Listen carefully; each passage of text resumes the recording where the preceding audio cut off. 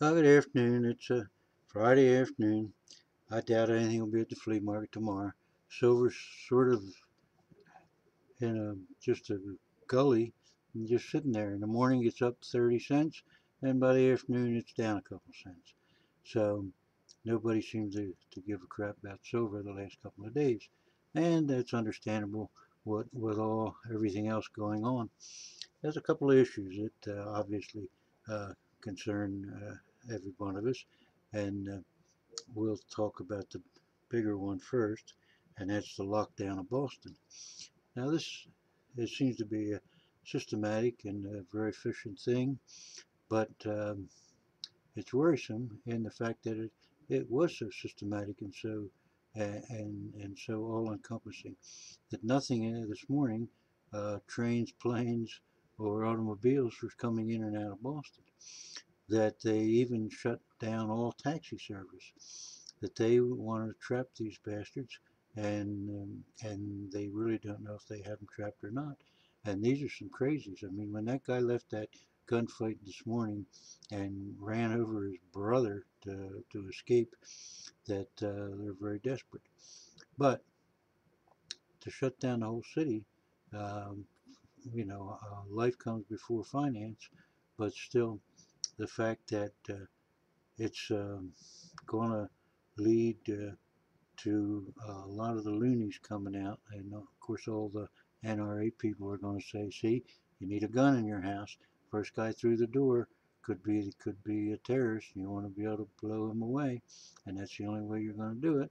And then, of course, you're going to the other part of the right wing on the guns is going to say, "See that?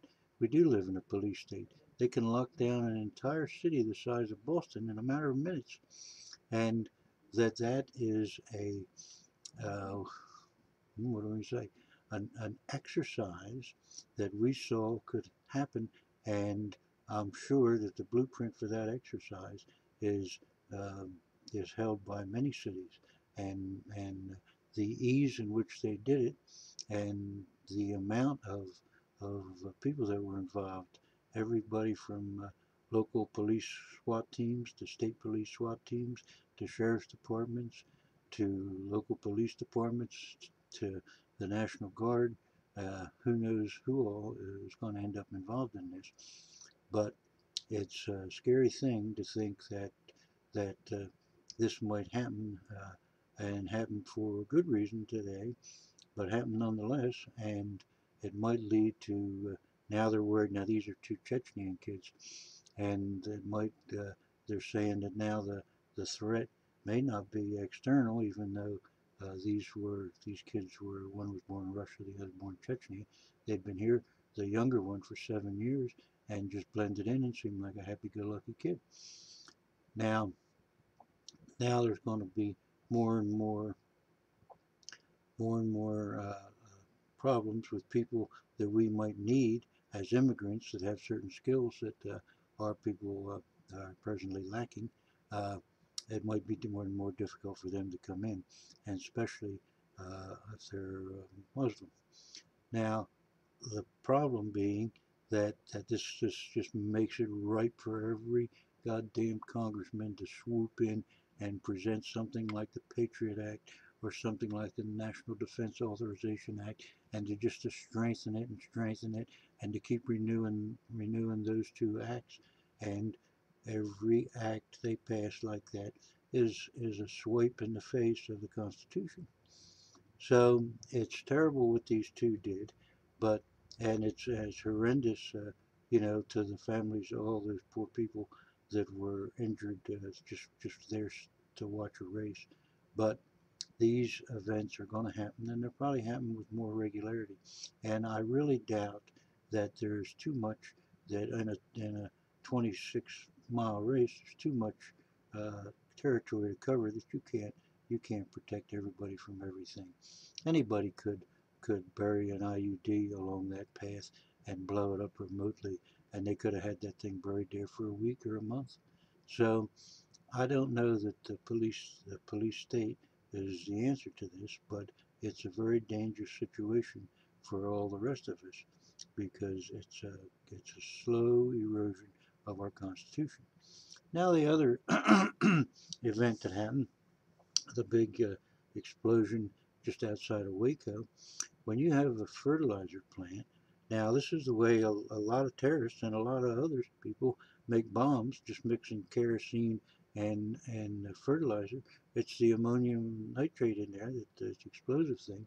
You do not want to put water on a flaming fire like that. And that the fact that these firemen, very brave people, all responded, but they had no training or no concept of what kind of chemicals was in that plant and how best to extinguish them. So the second part of that explosion, the one that was the giant killer explosion that wreaked havoc for 3 or 4 blocks, and there's still people and bodies missing, was caused, in all probability, may have been caused by the amount of water they threw into the fire. And there are several of these brave firemen that are still missing, and they were so close they may never be found. So that our inspection, we save a nickel here and save a nickel there, instead of doing massive cuts to take the farm subsidy for making ethanol. Ethanol is a losing thing.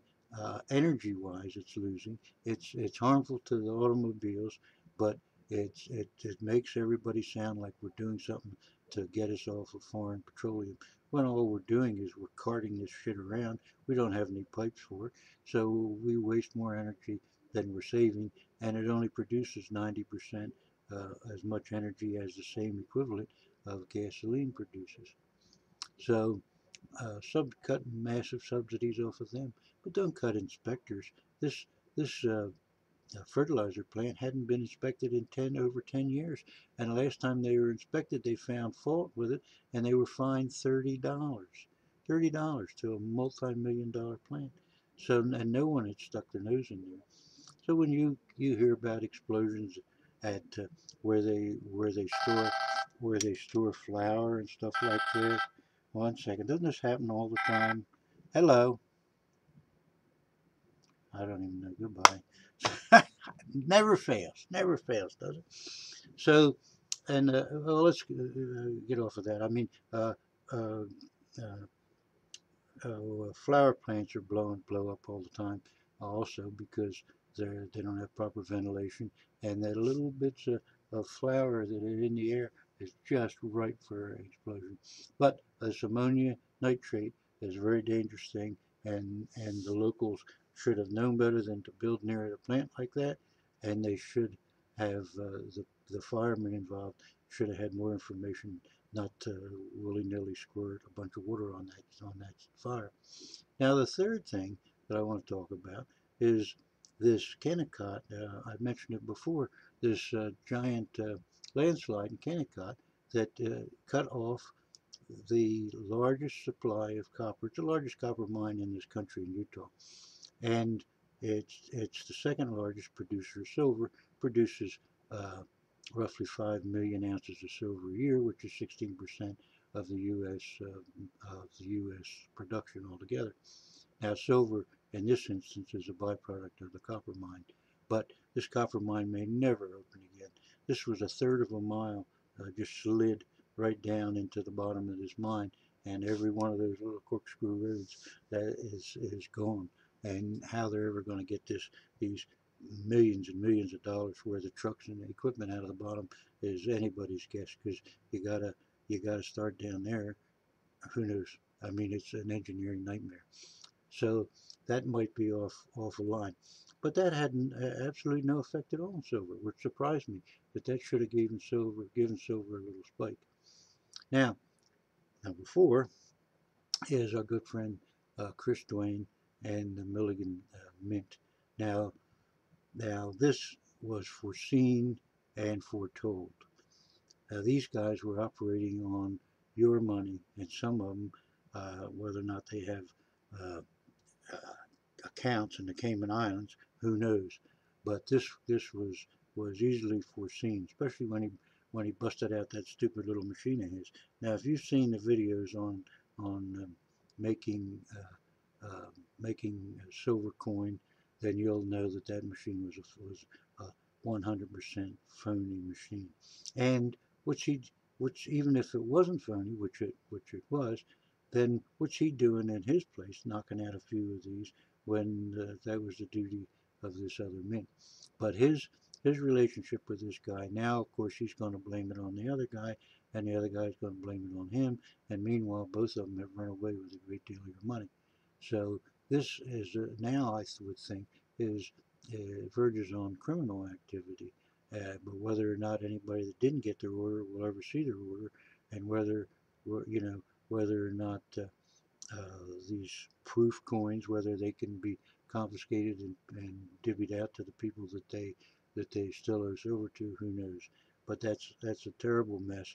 And the overriding question is, because this stuff was basically junk to start with, will it end up in the junk box now, or will there be a bunch of shiny people that like to shine out there, thinking that, well, this is going to eliminate it, they're never going to make any more, therefore the price of these should go up. Well, I have some if anybody is interested in making me a nice offer on them. But anyway, I think that we have to seriously be worried about the Congress trying to get their foot into this Boston thing, and we have to be very concerned about the fact that a city of this size can be shut down. No taxis, no buses, no planes. You're in there as though you had the plague, and it's the bigger part of the worry of this. We'll get this guy, and we would eventually have gotten him, but whether or not it was worth the economics of shutting the city down, whether it was not worth the fear you put in everybody by shutting the city down and everybody locking themselves in. And believe me, if there's a gun show up in Boston, they're going to be sold out of guns, ammo, and everything else. And this just gives more and more vent to the guys, the preppers. So let's keep an eye on our Congress, and if it sounds like they're going to pass any more legislation that is going to more and more dangerous, whether there's going to be more and more drones flying over, or whether the people are going to have the right. Today, police, without a warrant or anything, had the right that they go up to your door and they holler and nobody answers. They were busting doors down and going through those houses.